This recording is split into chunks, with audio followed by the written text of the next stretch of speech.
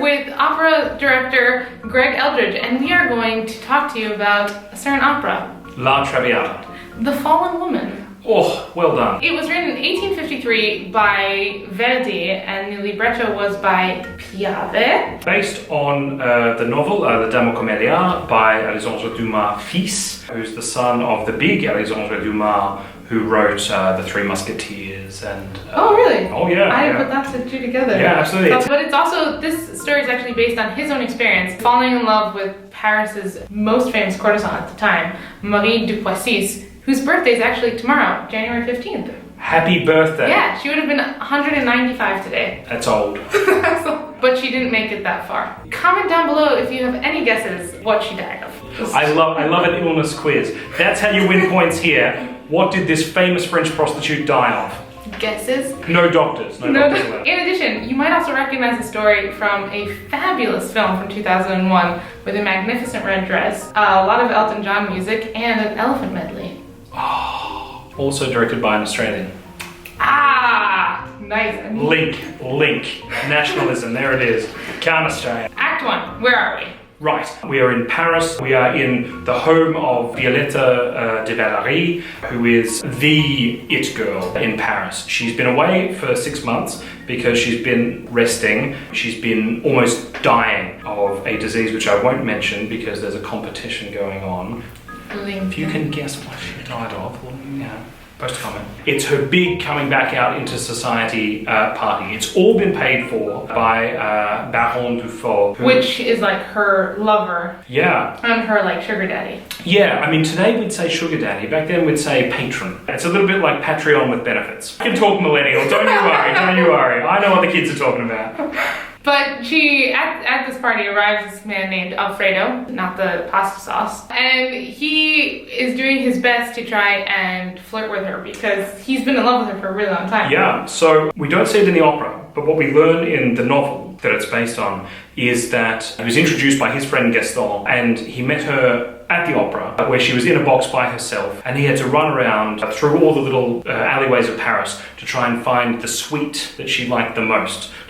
Because apparently everyone knew that she liked it, so it was sold out everywhere. So he finally found these little suites and gave it to her, fell in love with her instantly. Then she got sick and she disappeared off the face of Paris. And he found her. Every day he visited her just to see how she was going. She didn't know that he was coming. So much did he love her that he made sure that he visited her without fail. And then suddenly it's announced she's going to have a big coming out party. He can't get in because he's not one of the establishment, but his friend Gaston brings him along as the +1. Oh, what a gent. Mate, wingman. That's the way to do it. And he flirts with her throughout giving a toast to everyone at the party. After which Violetta gets into a massive coughing fit for said illness, which we don't know what it is. She asks everyone to retire to the next room. Our dear Alfredo decides not to. Well, that's right. In our production, at least, Gaston cleverly says, you know what, I'm just going to close these doors. You guys just mingle. That makes more sense than, oh, everyone leave. Yeah, well, you know, they're working together. Wingman. Exactly. So they have a really charged conversation where they talk about everything except the way they feel for each other. He has this gift of being able to talk to her like a real person. No one else came to visit her when she was sick, and she finds this out, and she is so overcome by the fact... Not even a baron? No. She falls for him. He confesses how he feels for her, and right at the very end of their conversation, she gives him a flower. Now, this is explained in some detail in the novel, but all the courtesans of France would always wear white flowers, except strangely for a week every 21 days, when they'd wear red flowers. Is it linked to another female, Well, it's not explained in the novel, so I don't know. I couldn't. If you have any guesses as to why it's a red flower... Why finds a red flower every 28 days. So she gives him a red flower and says, look, come back when this flower has withered and I'll be able to come and see you and we'll be able to continue our conversation. Let's reconnect in a couple of days. That's how the French do it. She then sings her most famous aria, Sempre Libera, deciding whether or not she should go and run off with this man or if she should stay with her well-paid job as a courtesan. Yeah, I mean, and what a situation to be in. She's in this relationship with this really rich older guy who doesn't treat her so well, but pays for everything. But he's not the greatest of guys. And then there's this other young guy, still a nobleman, you know, he's not complete, you know, street trash. But he's not quite the same. He doesn't have the aristocratic title. He doesn't have as much money. But no one's ever spoken to her in terms of real love and affection and not really wanted anything physical with her. No one's ever done that. So what do you do? What do you do? Pick? End of Act 1. It's a great story. Oh, isn't that fabulous? Act 2. We start off actually 3 months later, far off in the countryside, when Alfredo is singing about basically how happy he is. Yeah, and he doesn't talk about it in the crass terms that the other nobles in the party in Act 1 talk about things, or as they go on to talk about in the other acts. He's talking about how he's so happy to wake up every day and see her. Oh, that is really nice. Isn't that sweet? That's really sweet. Oh, we all want Alfredo. With some pasta. He then discovers that she is selling off all of her property. Yeah, it turns out living in a giant house in the country is super expensive. Yeah, and the only person who actually tells Alfredo this and kind of wakes him up is the maid. Yeah, because he catches her because she's about to go to Paris to sell some more stuff, and he says, hey, what's this? Why are we selling all our stuff? Turns out, no money, expensive house, eek. And also, the reason that they have all of this stuff is because of the Baron before. But without the Baron in the picture, Violetta doesn't have any money. Yeah, turns out, not a great saver. No.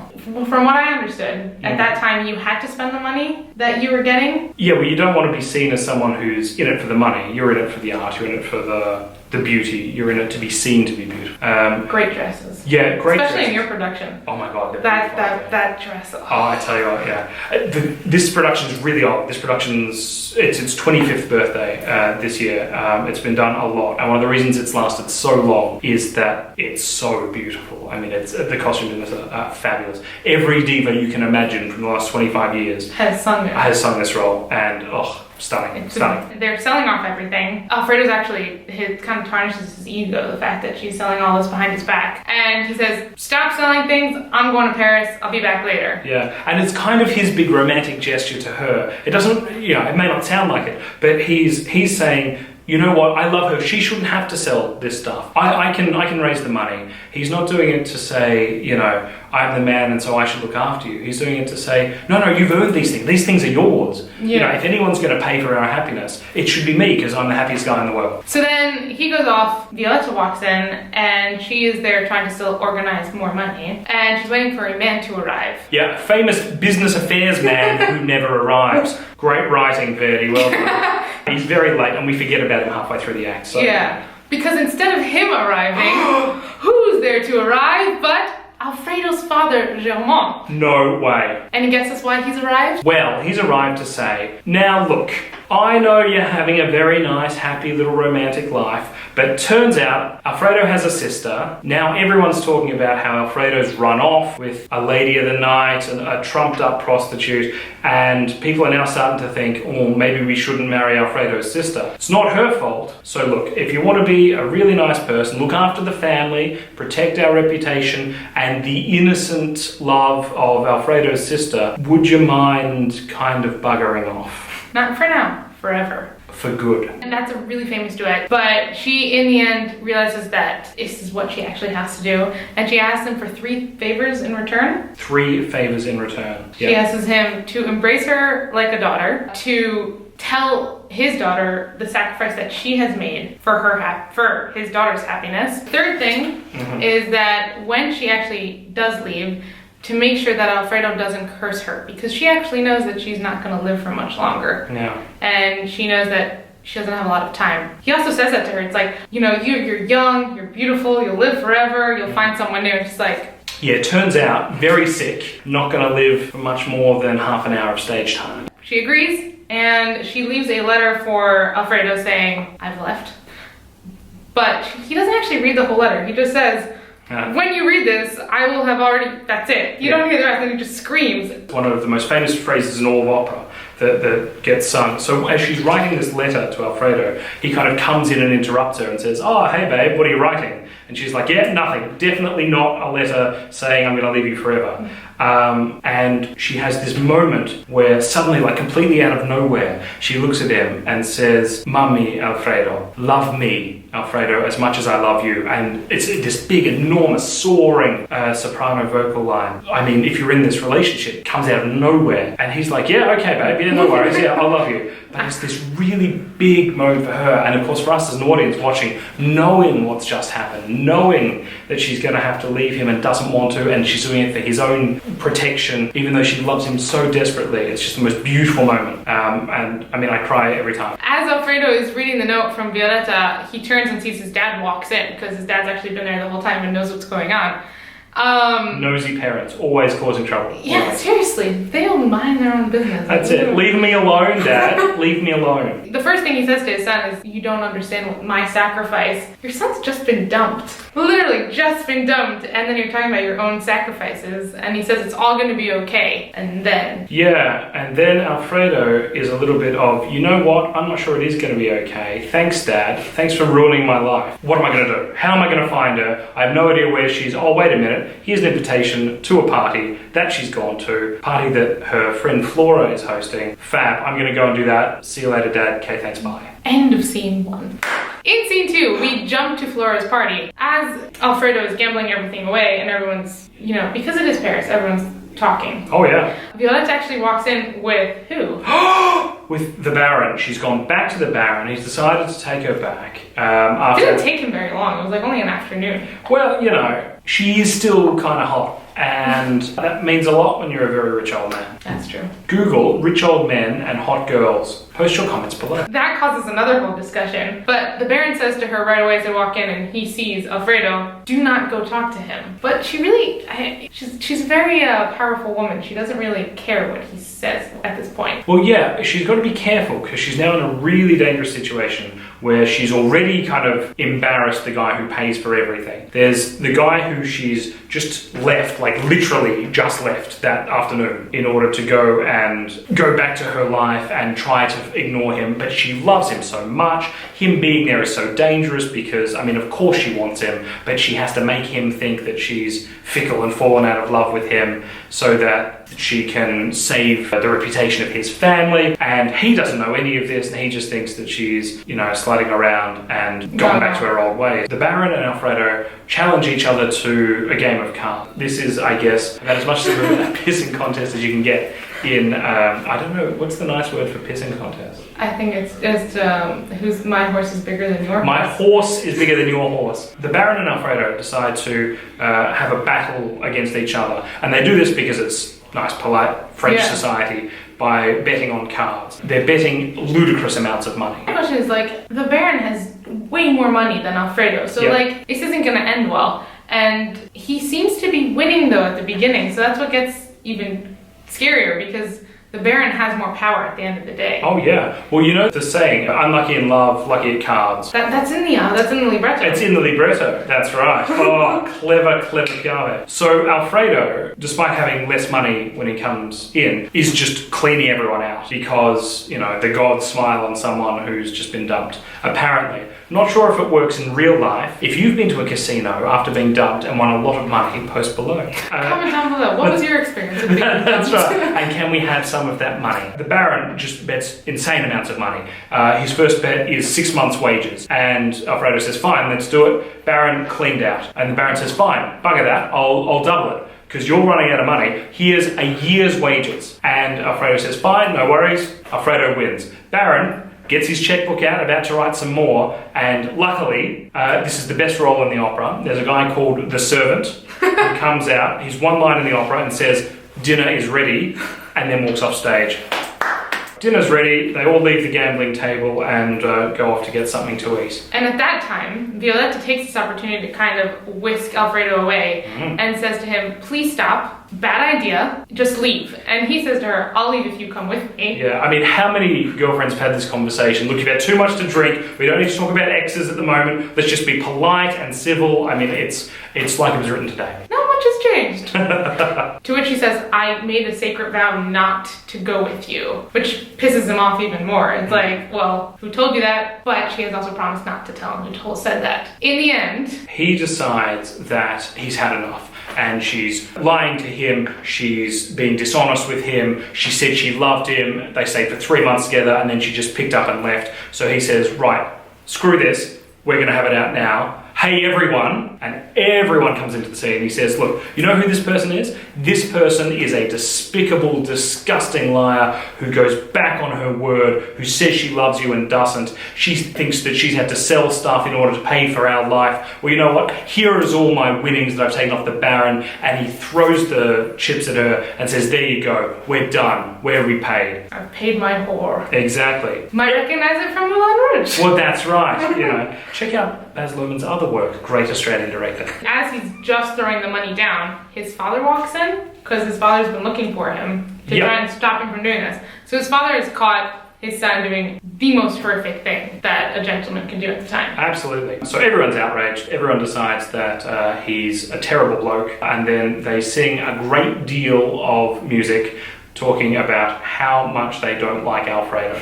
Poor Alfredo. I mean, it's a beautiful moment in the opera and a nightmare for directors because everyone is singing all the time and you can't really move anyone. It's one of those moments where you just have to enjoy the music because Verdi didn't always write to help directors. But then the Baron challenges Alfredo to a duel in honor of Violetta. Yeah. And that's it. End of Act 2. What's going to happen next? Act 3. Violetta is sick at home. It's been a couple of months and she's consumed by her illness. Consumed. This is a subtle clue for our competition. What kills her? Who knows? Consume. Comments down below. And it's carnival season, so we hear the streets of Paris all happy and fun, but it's not really that much fun in the apartment. Yeah, not fun for poor old Violetta. So the duel's taken place. Baron got shot but survived, but that means he's decided, right, I've had enough of this, no more Violetta for me. So there's no money coming from him to pay for her health care. Alfredo's gone, God knows where, overseas, no one seems to know. She's really sick now. The only person that she's got calling on her is her friend who's a doctor who comes to see her and says, oh, hi Violetta, how are you? And she says, oh yeah, hang in there, you can do it. He says to her, look, you'll be fine, don't worry, don't stress, just rest. Takes a couple of steps upstage and says to her maid, yeah, nah, she may not last 24 hours. Great way to start the act. That's right. Completely setting the scene. Yeah, not as happy as the big party scenes, no. No, but she receives a letter. Yeah, she's got a letter from Alfredo's dad where he said, oh my God, turns out, made a big mistake. You're actually really super nice. That whoring around that you do, I get it. Yeah, totally understand now. We're on the same page. So, I went to Alfredo and I said, look, son, turns out, big mistake. I'm the one who told her to leave you. She loves you. It's going to be fine. Why don't you come back to Paris and see her, and I'll come and see her, and we'll all be a big happy family. And she reads the letter and she has this big moment of existential despair and just says, it's too late. Because she knows, and she gets really mad at him for this. I would get mad at him too, just quietly. Yeah, but a couple minutes later, Alfredo walks in. He's come back from overseas and everything's going to be fine and she's going to recover and everyone's going to live happily ever after, right? Yay! Yay! No, oh. It's an opera. They stand together and she's actually so excited to see him, and the best thing to do is to talk about how they're going to build their future together. They have this sort of big moment together and she's so excited, she feels like she's feeling better. She says to her maid, go and get my best dress. I want to put it on because I feel well enough. And we're going to go join Carnival, basically. Exactly, yeah. Let's go out into Paris and have a good time. She gets the dress, she tries to put it on, and in one of the most sort of heartbreaking moments of this opera, she just has a moment where she realizes, I can't get into this, I'm too weak. And if Alfredo coming back hasn't been enough to make me well again, then nothing can. Guys, I think it's serious. But puts the dress down, and Germain, Alfredo's father, walks in, and finally is there to embrace her as a daughter, as she asked him to do several months ago. That's right. Better late than never. Doctor comes back because he's heard that Alfredo's around. Can't really help. Poor old Violetta. Not much can be done for her. We're kind of at the end. Yeah. But then with a wave of what's also, I found out, very common with this disease is she gets this wave of like Euphoria, like, oh, she suddenly feels like she's not sick anymore. Nothing hurts. She can breathe again. And she stands up and she's like, let's go, I can do this. And as she finishes that line, she falls down dead. That's right. End of opera. Amazing stuff. I would really recommend you come see it. It's at the Royal Opera House until the end of the month, till the end of January. Yes. As you are seeing this, we are both at the premiere. We'd better get it right. Yeah. But you should come see it, or if not, there's millions of other places that you can check out this opera. The links will be down below. In the meantime, that's all, folks. Thank you so much for watching. I hope you enjoyed this little video, and I hope you do go see La Traviata. And any guesses what the mysterious disease was? I don't know. Beats me. We'll never know. Don't forget to like, comment, and subscribe, and hit that little notification bell so you can be notified when I make a new video, which is every Monday. But until then, have a great week. Drink lots and lots of tea, and go see an opera. Thank you, Greg, for being here. Yeah, it's fine. Yeah, the video's over now.